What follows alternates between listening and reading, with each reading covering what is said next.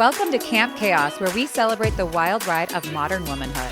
Join us as we dish on motherhood, life's ups and downs, and all things pop culture that we know you want to talk about. With special guests and expert insights, we're here to empower you through the chaos of everyday life. Consider this your ultimate escape from the hustle and bustle, and as always, parental guidance suggested. Camp is now in session. Katie Webb, mom, wife, business owner, planner, my wedding planner. Welcome to Camp Chaos. Hello. Thank you for having me. We are so excited to have you. And I was telling Kendra, you are an amazing planner, obviously, but there is so much more to your story that maybe not everybody knows.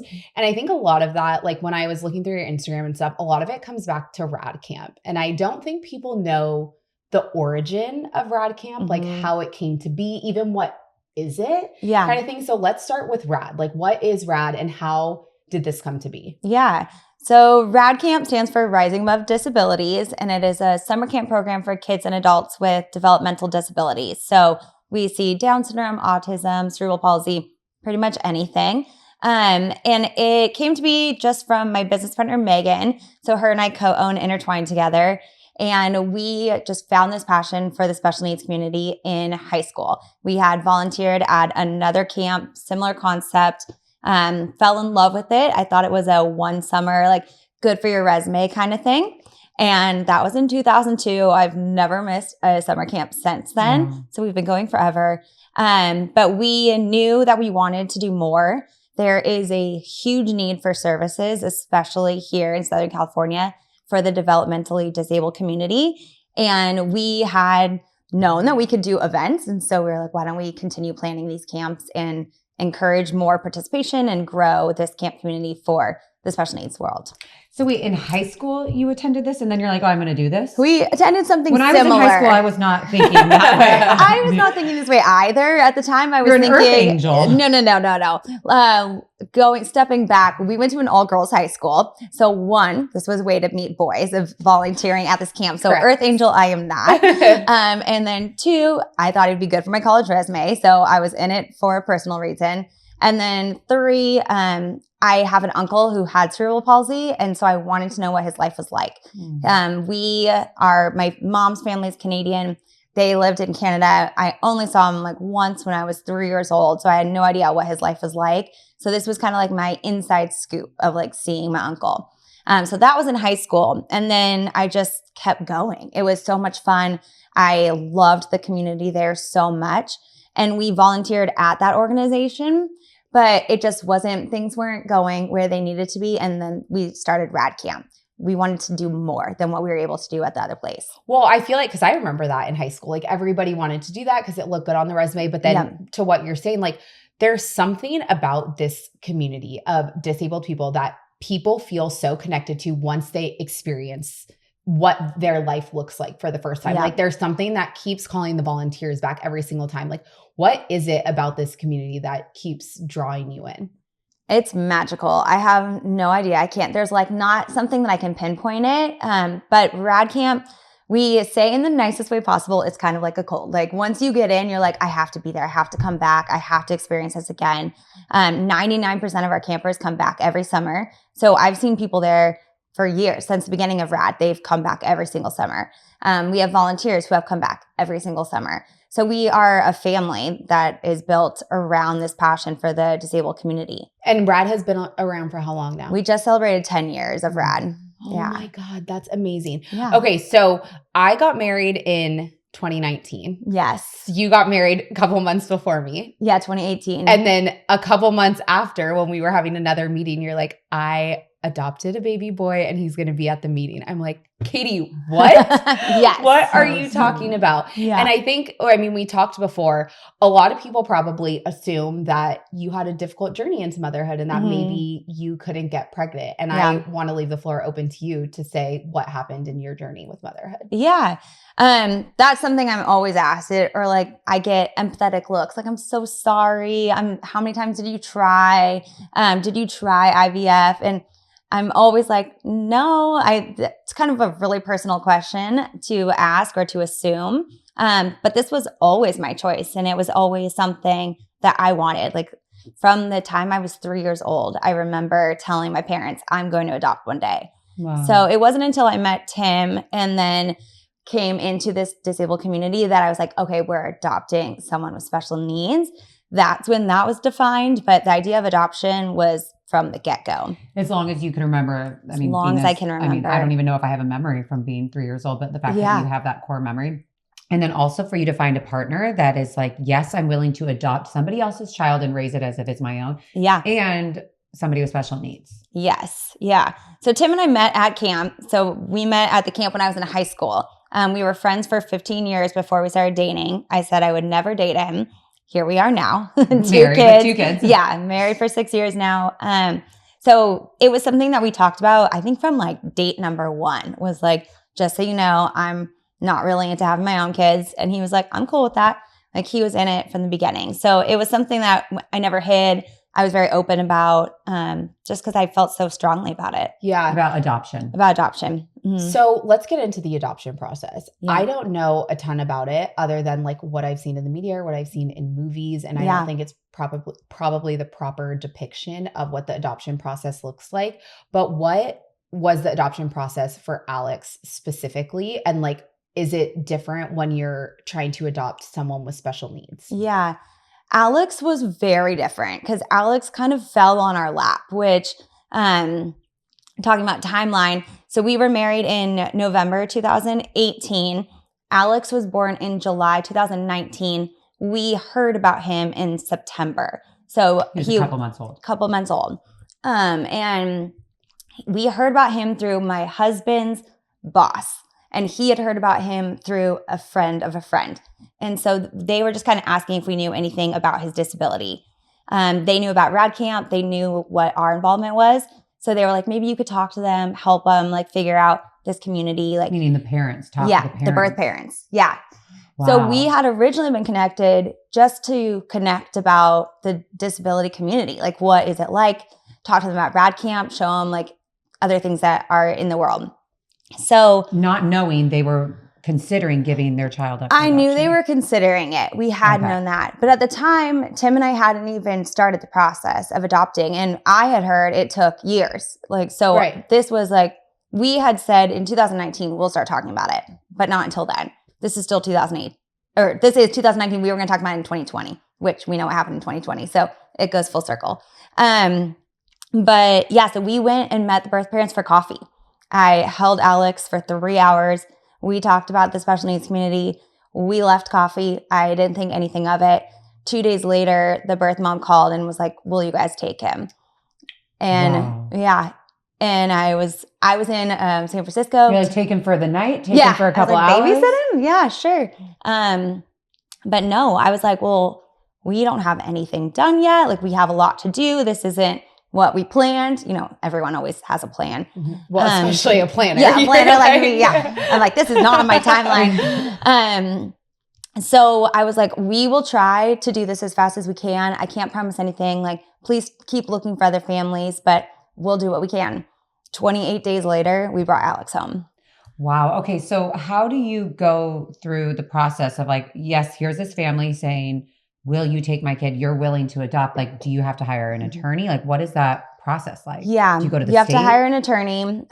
There was a foster care agency that got involved. So a social worker stepped in. They came and like checked out our house, made sure that it was safe. We had to do a few like modifications to it to get it ready. We had to do background checks, fingerprinting, like physical testing. Definitely had to get a lawyer, pay a bunch of fees. Adoption is so expensive. It's insane. Yeah. Insane how much it is, including. Which is so terrible. Yeah. Think about so that. Terrible. Here's this child that you're willing and you. Yeah. No, that part like boggles my mind. And Alex was not as expensive. Riley, our second, was like almost double the price, which is crazy to me. But oh my God. So are you comfortable talking about what his special needs are? Yeah. Yeah. So Alex. So Alex has Prader-Willi syndrome, which is very not common. It's very rare. And a lot of people, even doctors, don't know about it. So we'll walk in and I'll have to explain to a doctor what this means and then ask for their help, which It's You're like, backwards. so are you supposed to help me now? Backwards in a lot of ways. But basically, when he was born, he had failure to thrive. So if you left him in a crib all day long, he wouldn't wake up. He wouldn't be hungry. Like he could have just stayed sleeping all 24/7. Didn't really move. He was kind of like jello-y. And then was he born 40 weeks, like normal he pregnancy? was a little bit early, just because the birth mom started not like feeling him move as much. And so they were like, we got to get him out.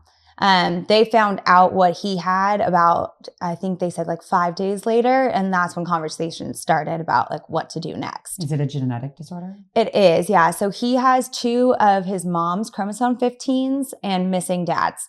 So it is a duplication of the 15th chromosome, and that's what leads to Prader-Willi. So when he's born, he's like that. He's developmentally delayed. So he's 5, but closer to like 18 months, 24 months. But the scary part about this is he will enter what is called hyperphagia at some point from now until who knows, 13, they say, where if you think about the hangriest you've ever felt, that is how he'll feel 24/7. So like it'll be the opposite. From when he was a baby, he didn't want to eat exact anything. opposite. And now he's going to be starving all the time, even if he eats. Even if he eats. So Wow. it is all about us. Like we are very, very strict on what he eats. Like no sugar allowed whatsoever. I want him, if like he goes one day like on a bender of food, that he reaches for carrots and not cupcakes. Like, so we're just very particular about what we put in front of him. And then we're very scheduled. So breakfast is at this time, lunch is at this time. We don't really deviate if we can. Obviously, life, you can't plan everything, but we try to be structured so that we can teach him structure so that one day when this does happen, we are like as ready as we can be. And you don't know when that will happen. Mm-mm. Anytime from now to 13. Anytime from now until 13. Yeah. How old was Alex when you adopted him? He was 3 months. Okay, so that's young.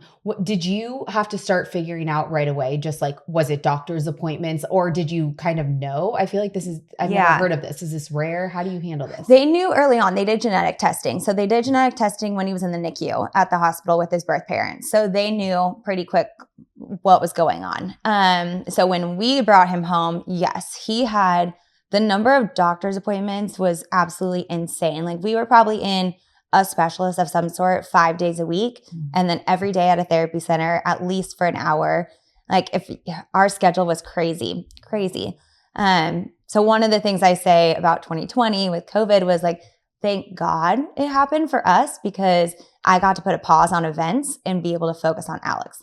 So we were able to do all of that stuff without like sacrificing work. But I don't think if like— You didn't have to pick. God was like, you are doing this. Yes. Yeah. Which I think with being a mom that works, you have to pick all the time. Right. And so it was The world picked shuts for down, me. especially for your world of event planning. It's like, no, this is Alex is your world. Alex is here. He needs your help. You can go do this. So yeah. I have like a personal question, so you don't have to answer it if you don't feel comfortable. But like, was there a big shift emotionally for you? I feel like there has to be a difference being involved in the disability community and then being a part of it like in your everyday life. Did you feel like a shift at all, or was it overwhelming at any point? Yeah. I think that's a misconception too that some people think is that, oh, I asked for this, so like it's easy and I know what I'm doing. This is the hardest thing I've ever done in my life. Like there's no playbook for it. Every day is different. The world was not meant for people with disabilities. Like everything is hard. To them. It doesn't at all. Like it is. Forget cater. It doesn't accommodate them. Nothing. Yeah. Everything's hard. So yes, it changed my life because during camp, it's fun. Like we're on vacation. We're just doing the everyday life.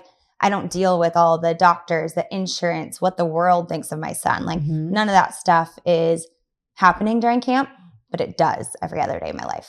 But that didn't stop you because you adopted another little one. Yes. So how old was Alex when you adopted Riley? Or when you started the adoption process? Yeah. So Riley was a little different because we knew we wanted a second. And I knew. Wait, can we pause though? Yes. See, the fact that you have had this and you're going through like you're saying, every day a doctor's appointment, all of these troubles, triumphs.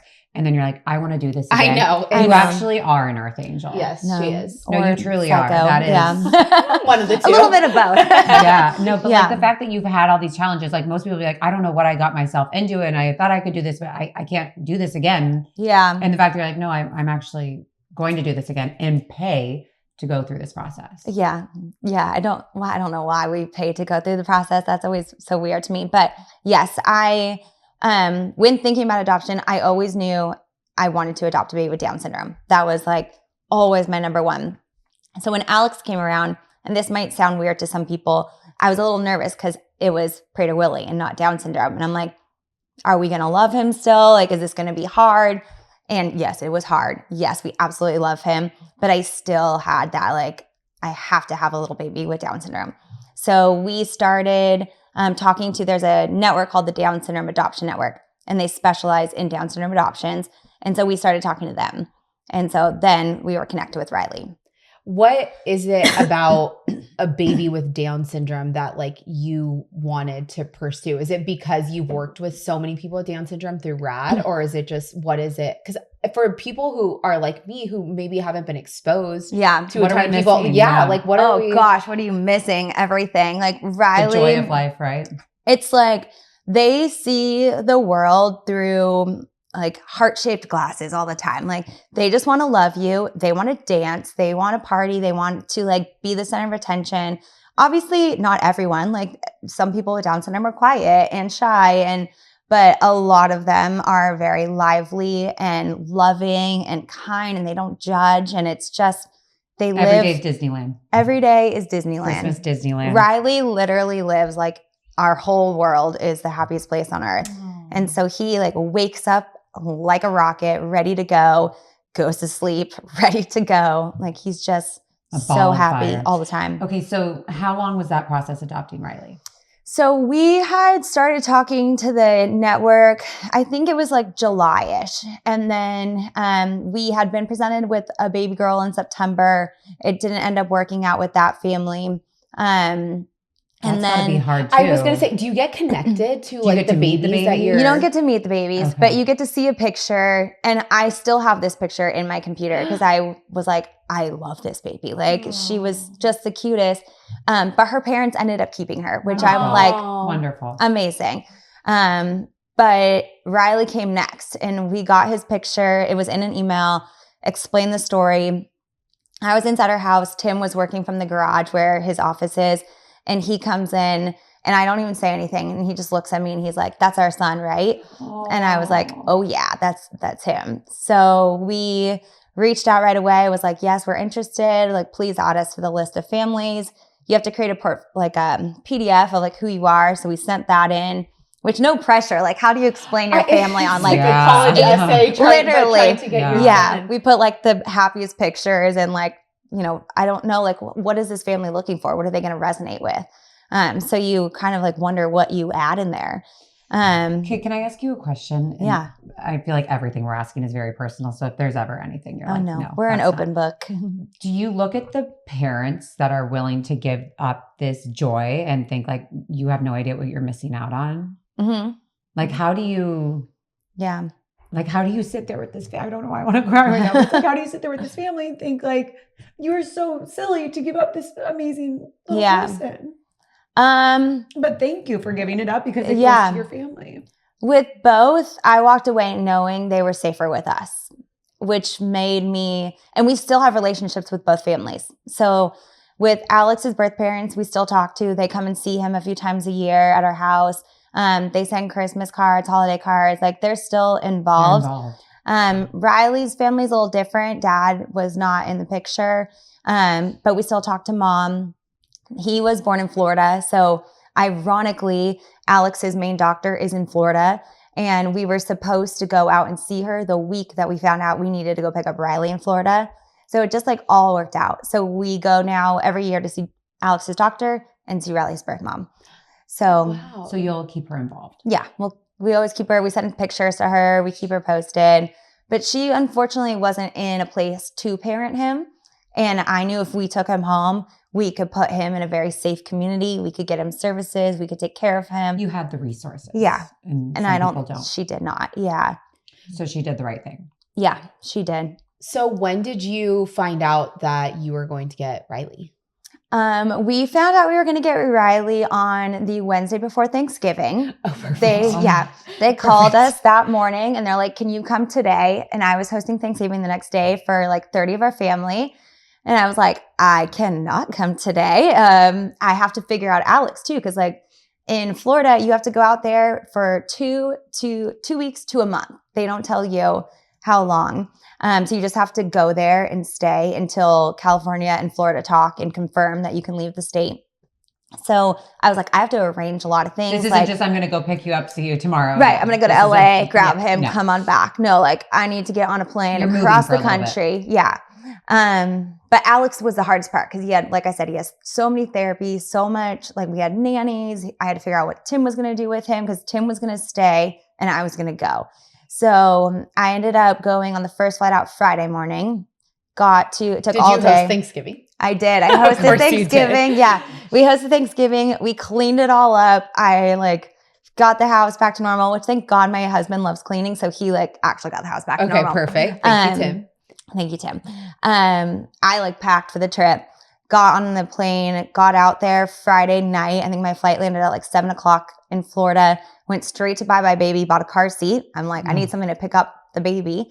Got a car seat, got diapers, got some change of clothes. How surreal is that? Yeah, it was so weird. And then I went to a residence inn where then Riley and I stayed for the next 2 weeks by ourselves.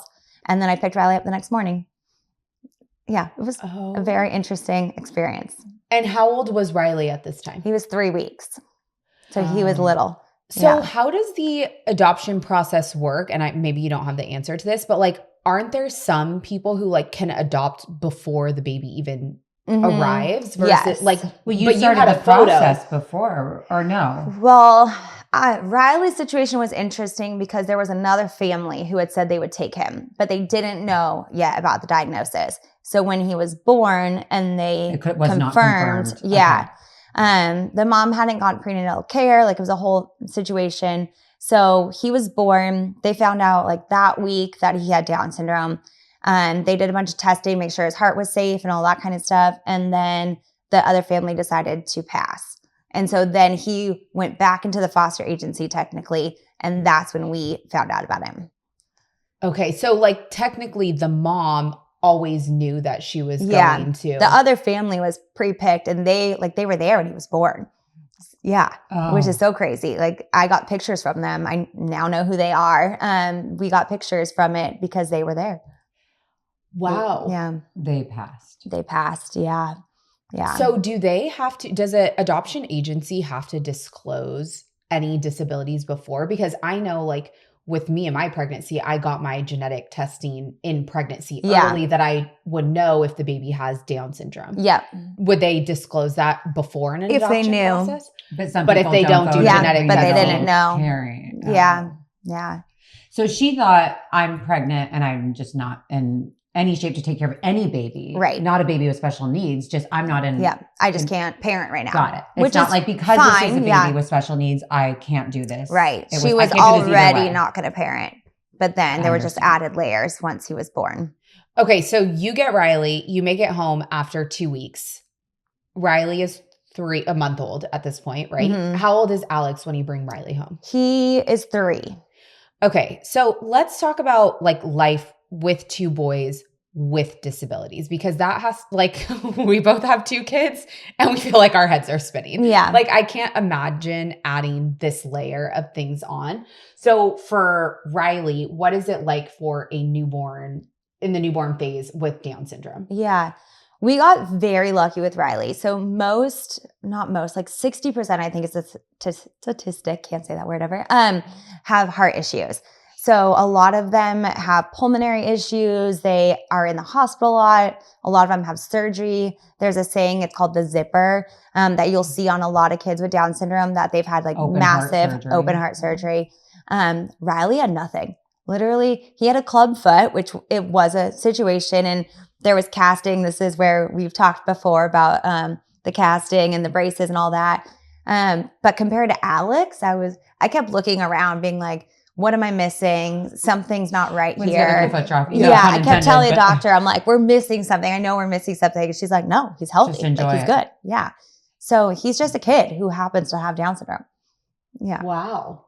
Yeah. Why do you feel like there's this like misconception about kids with Down syndrome? Like, I feel like as moms, you're always like, oh, I'm so nervous. Like, is everything going to be okay? But you just told us a story where he's perfectly fine and healthy and every day's the joy of your life. Yeah. I mean, he's delayed. Like, he's not, who's to say what kind of life he's going to have? Like, I am pretty sure Alex is going to have a more challenging time than Riley. We'll see what Riley wants to do. He right now wants to do everything his older cousins want to do. He wants to like be in the mix of it all. And we're going to push him to do whatever he can. And there was a girl literally with Down syndrome who just finished the New York Marathon. Like, if someone can run a marathon, I'm pretty sure that these kids can do whatever they set their mind to. It's just a matter of us believing in them and like encouraging them to do something. Well, I would imagine you have to parent differently, right? With having 2 kids with disabilities. Just to start with like one part of parenting, how do you find a nanny that knows how to deal with? Thank God I have RAD Camp. All my nannies come from RAD Camp. Yeah. Oh my gosh. So, and we have the best nannies, like the best nannies. I tell her every day that she leaves, she's never allowed to leave. Like, you're with us forever and ever. Don't you ever think about walking out this door for the last time. So, we just have like the best network. But I'm sure you could sympathize with the moms and the parents that don't have that network. I can't imagine. I talk to a lot of moms that don't, that like other moms of RAD campers, who that is like a struggle for them, or their families don't want to help. Like, they don't want to get involved. We hear about struggles every day. Like, school is a major struggle for our community, that it's just not made for the special needs community at all. How much independence does somebody with Down syndrome have? Like, is there like, do you age out at like, is your cap like a 6-year-old, 7-year-old, or do you go on in life to be like a 20-year-old and just have a different perspective on life? Like, I'm asking because I'm very in the dark of what Down syndrome is. Yeah. But is it like that he will always live with you? Will he be able to live by himself? Like, is every child different? Everyone's different. Yeah. If he wants to live by himself one day and he can do it, like, yeah, you go Riley. And we'll cross that bridge when we get there. I definitely there's group homes around here where some of them live in a more supportive community. So maybe there's like 3 or 4 people that live together. They can have all sorts of disabilities, but they're a little bit more independent and just need some guidance. There's some that live completely on their own and do their own thing. And then there's some that need full support. So it's a spectrum for sure. Do you find that you are having to find like more resources for Alex because his disability maybe isn't as widely known? Yeah. And this is the thing that blows my mind every single day is Alex has Prader-Willi and autism. So he has a dual diagnosis. Riley has Down syndrome. Riley can get whatever he wants from the government, from the school district, because his disability is well known.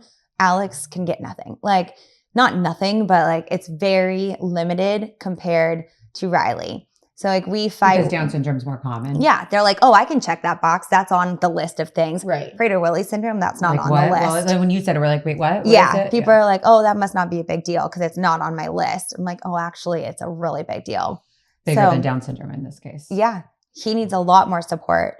Right. But we have to fight for everything for him. Well, I can only speak for myself and my healthy family, thank God. But when I have to call the insurance company, or you're fighting for a doctor, or you're trying to even get your medical records from a hospital, like very silly things, it gets you to a level of boiling where you're like, how is this our system? This is so frustrating. This is so wrong. I can only imagine what you are doing on a daily basis fighting for your child. Oh, yeah. It's so... That I say it all the time is like the hardest part. Like I could literally spend all day long on the phone with insurance and still get nowhere. And like, who has time for that? I don't have time to sit on hold for 8 hours waiting for something. So yeah, our system is a mess in that way. And it's not built to support a lot of these kids. Like they need full-time therapies. They need at-home care. They need, it seems like so much stuff. It's more common now, as rare as Alex's condition is. It seems like it's more common now to have.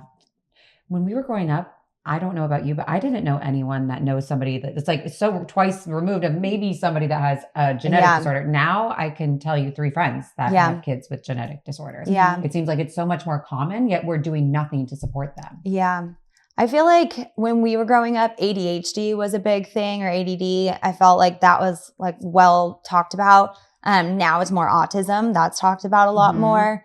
Genetic diseases or abnormalities are talked about a lot more. So I don't know if it's becoming more common or we're being more exposed to things.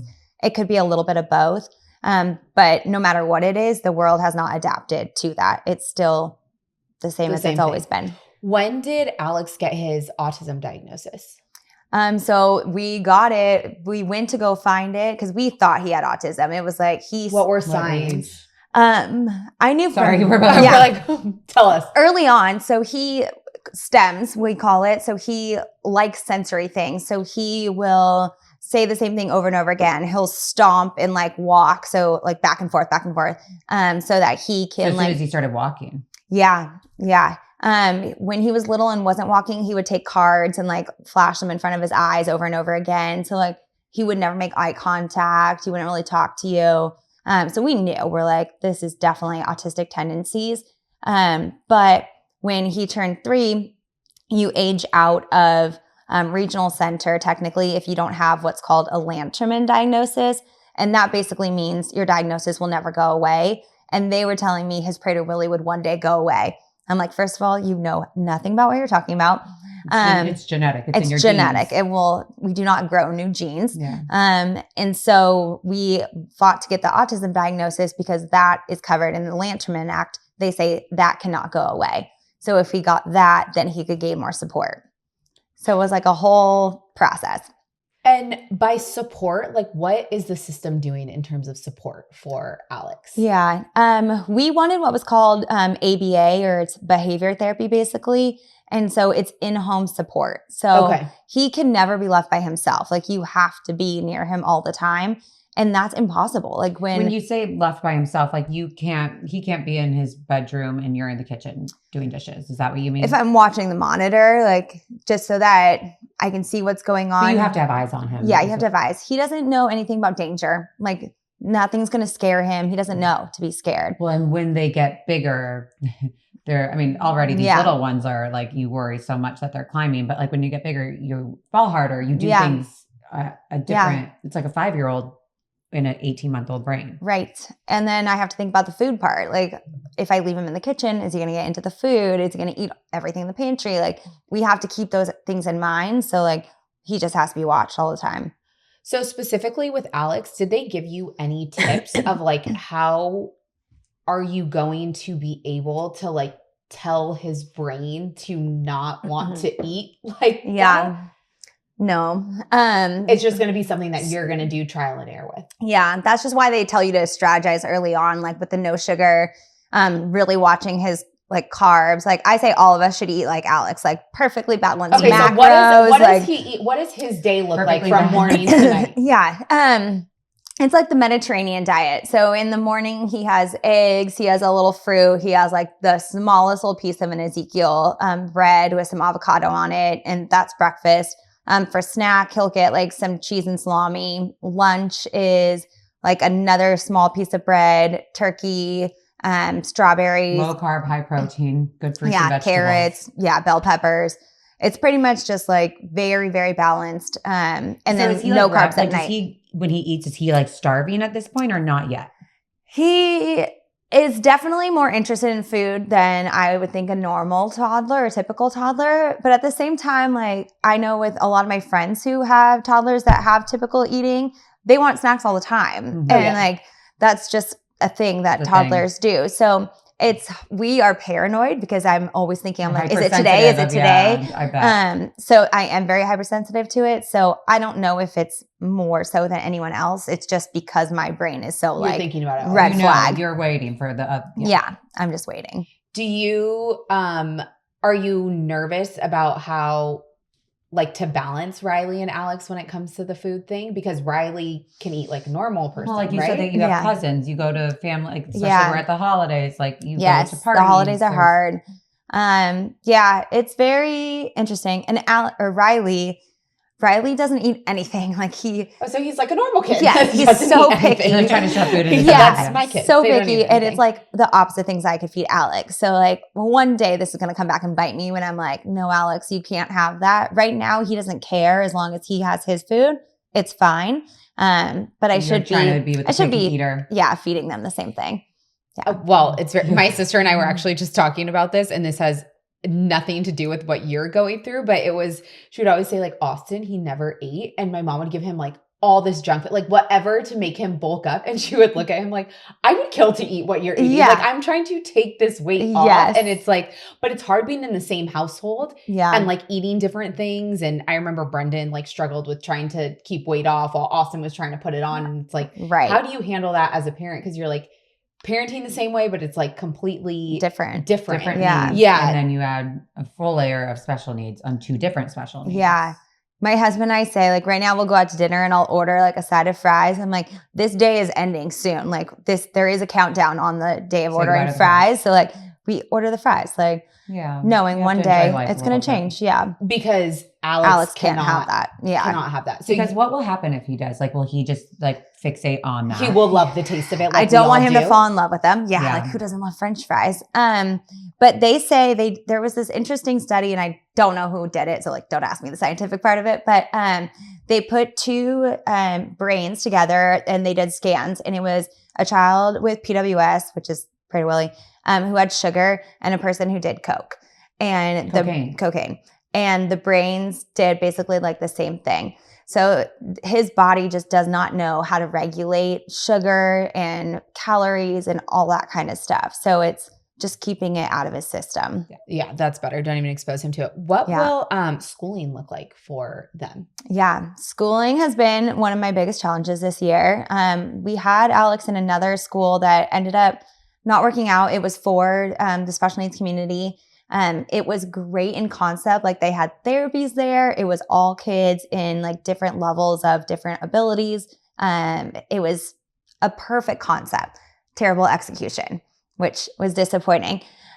So we brought him home. I set up a homeschool program for home while we figured this out, tried to get him into the school district in Orange where we are. They failed us this year. That didn't work out. I called over 20 schools trying to get Alex a spot, and nobody would take him. And finally, just within the last month, found a place that would take him. It's only 8:30 to 11:30. I have to send my own aide with him, so we have to pay for someone to go. Again, with the world not like being suitable for them, none of this is covered. So it is literally, I'm paying for college. It's $3,000 a month just to get Alex to go to school for 3 hours a day. And that doesn't include the aid that you have to pay. That includes the aid. So like paying for an aid, paying for the school, $3,000 for 3 hours of schooling in like a preschool. Wow. Yeah. Wow. And then that doesn't include Riley going starting next month. So, which we have to do the same thing for. Katie, can I ask with Alex and with Riley, actually, like how does potty training work with these kids? I don't know yet. It's still a work in progress. That's I'm just thinking like everything that like is difficult for us. Yeah. It's 10 times harder. I don't even know if 10 times. I think 100 times. I think, I don't know if there's even a limit. I think at some point. Yeah. Some things are probably easier. You can't even compare. Yeah. Yeah. Some things I always say like. They're just different worlds. They're just different. Yeah. Yes. I experience things very differently than you do. And there are different joys. Like Alex didn't walk till he was 3, but like you better believe we partied that night when he started walking. So like something that is not as big of a milestone for some people is like the biggest deal for us. When I was leaving today, he did a puzzle for the first time. I've never seen him do a puzzle before. I was like mind blown. Had to call the teacher and tell her what was going on. So like we get to celebrate joys in a different way. The wins are 10 times better. 10 times better. Yeah, they're so exciting. Are you able to follow a normal schedule like how we do of, like eat, wake, sleep or whatever? Like, do they take normal naps? Do they go to sleep? Okay. Like, what does that look like? Yeah. The thing with Alex, especially, he thrives on a schedule. So we are very scheduled. Like he wakes up at the same time. Minus daylight savings, which I don't even want to talk about. We started it. No, we're not talking about daylight savings. Yeah. Right now it's a 4:45 a.m. Lovely. Wake up. Yes. And he has this current trend, which he wakes up screaming like the house is on fire. Like high pitch, consistent scream until you come and get him. And it's like, that's how I want to wake up every morning. Good morning. Yeah. Good morning. Hi. But yeah, so we start at like 4:45 and then thankfully they go to bed at like 6:30. So it is an earlier night. But yeah, it's very 4:45 scheduled. is very early. 4:45 very early. Very early. What do you do for yourself? Like, how do you take care of you?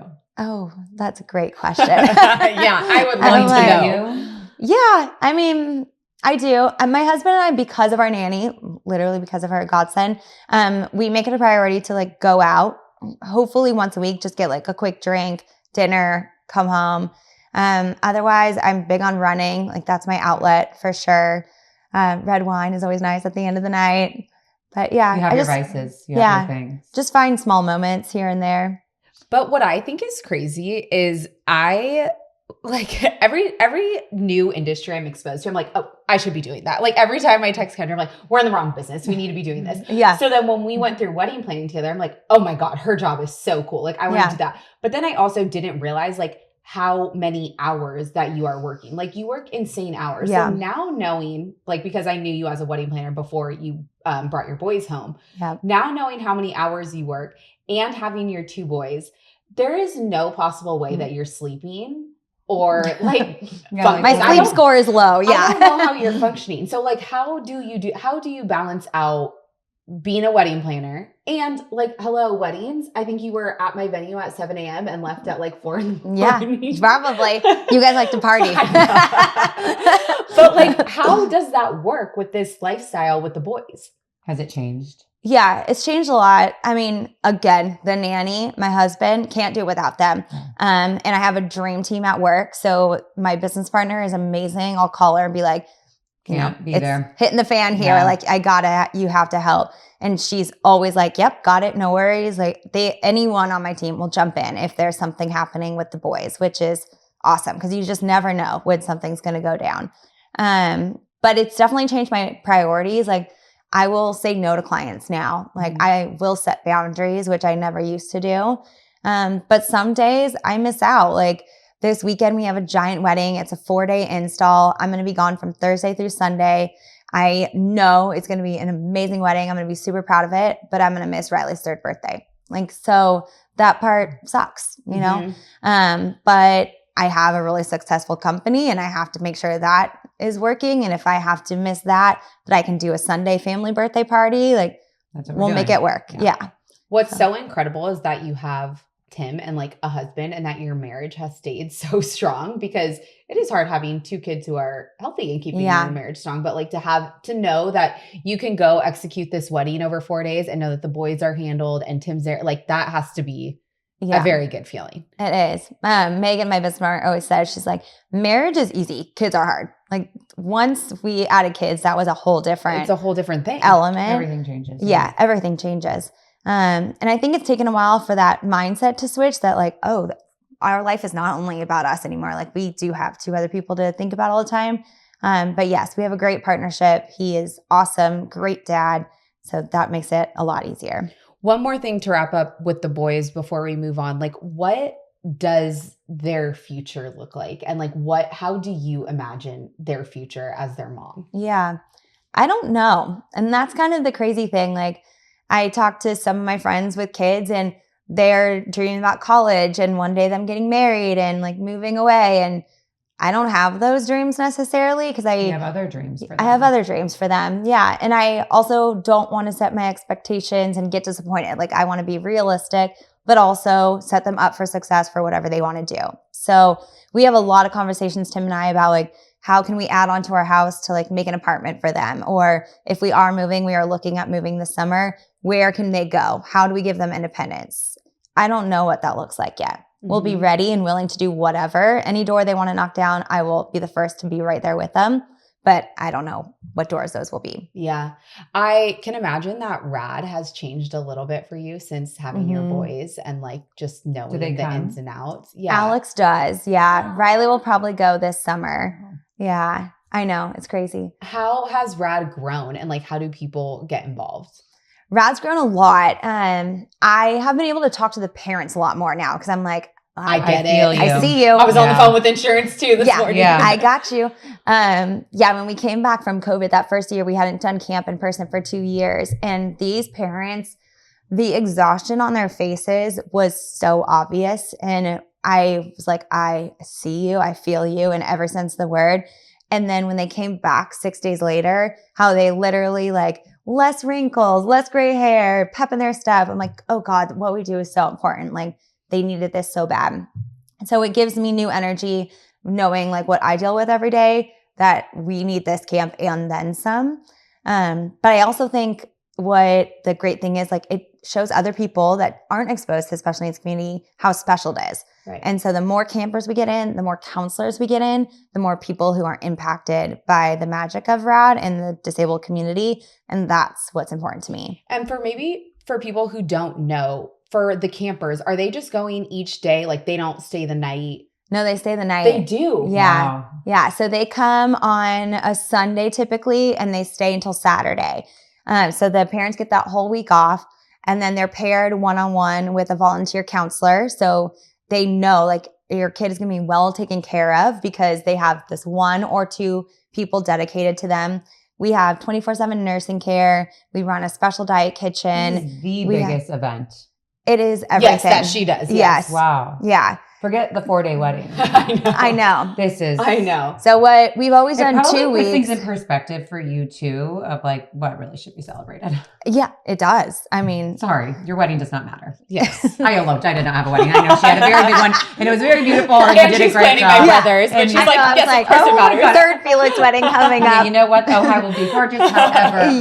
that is way more important. It is. And we just announced we're going to do a 3rd week this summer. So we're adding another session. Wow. So hopefully we can impact even more lives, more campers, more counselors, make a bigger difference. And so the parents feel comfortable leaving their kids there because they know. So the camper is with a counselor one-on-one Mhm. the entire week. the whole that they're time. there. Yeah. And are Yeah. they going through therapies, activities? Like what is happening at RAD? They don't go through therapy. We try to make it the opposite of like a hospital. We don't want it to feel like school, It's like hospital, play therapy. doctors. It's different. Yeah. It's arts and crafts. It's journal class. It's music, dance, science class. It's a vacation. So it's like taking them It's to like Club summer Med. camp. Yeah. It's fun. They get to actually go and not have to be with their parents because they want to be away from their parents too. Right, of course. They want freedom and they want to be with their peers and do, what everyone else does. And so this gives them the experience to do that. Oh my Yeah. gosh. I know. I just watched the documentary you guys put Oh, out. the lucky Oh ones. my God. I was like crying. And then Yes. it made me laugh when the girl was like, I'm here to meet boys. I'm I like, know. Yes. I Just love like that. a regular camper. Yes, just like a regular I think the camper. caption said something else, and I was like, "Oh, she totally said boys, not friends." It was so cute. But RAD just seems rad and like so cool. And I think more people, like the more exposure it gets, more people will want to get involved. And that's what you want to do so that Yeah. you can reach more and more people and expand this community. Yes. Tell everybody where they can find you on social. So you can find us at RAD Camp OC, or you can find us at Intertwined Events, and we would love to see you on there. Yes. And she can plan your next wedding or event, or you Or can come go to to RAD camp. Camp. Yeah. Yeah. Katie, Lots thank you of so options. much for So being nice. here. Thank you guys for Thank you, having me. Katie. I appreciate it. Thanks for tuning in to Camp Chaos. We hope you enjoyed today's episode. If you liked what you heard, don't forget to subscribe, rate, and review our show. Connect with us on social media at Camp Chaos Podcast. Until next time, campers.